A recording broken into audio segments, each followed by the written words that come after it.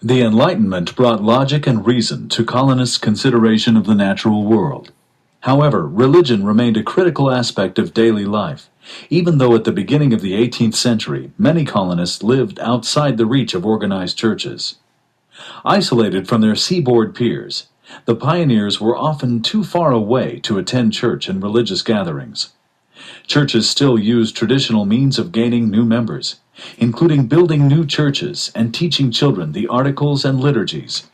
But ministers were inching toward the discovery of a new mechanism, the revival, that would recruit not just an individual or a family, but hundreds of people at once. The stage was set for a series of religious revivals, which would collectively become known as the Great Awakening. As American thinking grew more scientific and settlers grew more prosperous, the colonists began to desire a more relaxed way of life.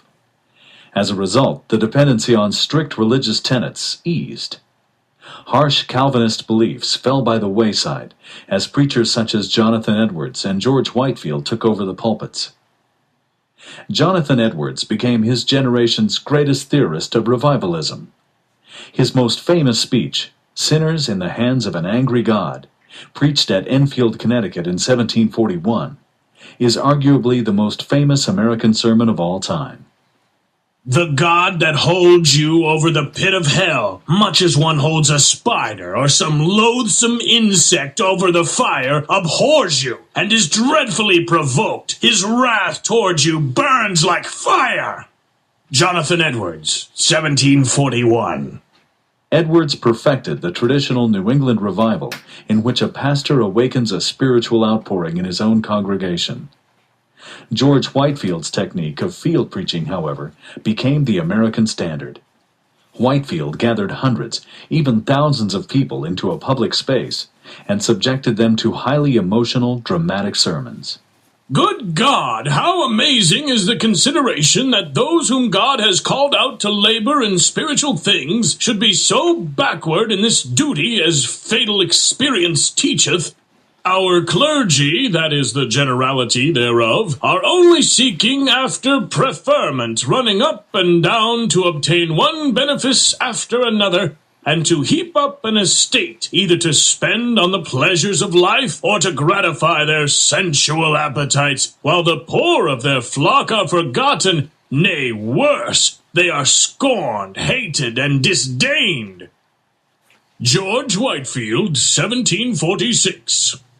With Whitefield's charisma and theatrical flair, dozens of people at a time were excited to experience conversion. Even skeptical, logic-driven Benjamin Franklin was so moved by Whitefield's oration that he was compelled to empty his pockets at a Whitefield revival. Whitefield's practice fit better with conditions south of New England, where religious pluralism was greater. The ecclesiastical organizations were often weaker, and a greater percentage of the population were not members of a church.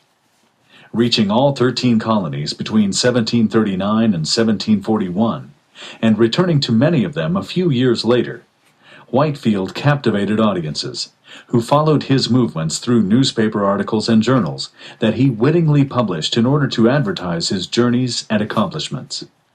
In the short run, the Great Awakening accelerated church membership, dropping the age at conversion and temporarily increasing the percentage of converts who were male. In the long run, it had the effect of recruiting people who would likely have joined churches anyway, though more gradually. It also represented the first concerted effort to convert African Americans and Native peoples living within the boundaries of colonial settlement. The awakening spurred enormous controversy. Many ministers, because of the Enlightenment, began to distrust spiritual claims based solely on personal revelation. They doubted the authenticity of some conversions, shuddered at traveling preachers luring people out of their own congregations, and disliked the self-righteousness displayed by converts who claimed to be able to determine whether their ministers and other church members enjoyed grace or not. As a result, many Congregationalists and Presbyterians split off from their churches and joined the Baptists, Methodists, and other moderate sects.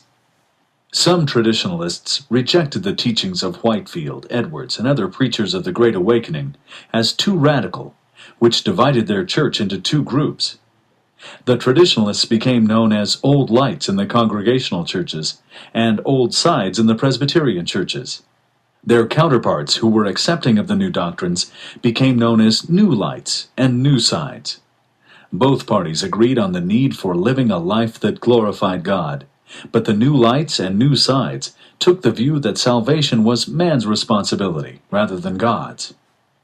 The Awakening and the Enlightenment interacted in complex ways. The Enlightenment had its greatest impact among colonial elites, who in years to come would write a national constitution that balanced power among agencies of the government, protected religious liberty, and prevented the establishment of a national church. Most colonists, however, continued to subscribe to Protestant views of grace and salvation.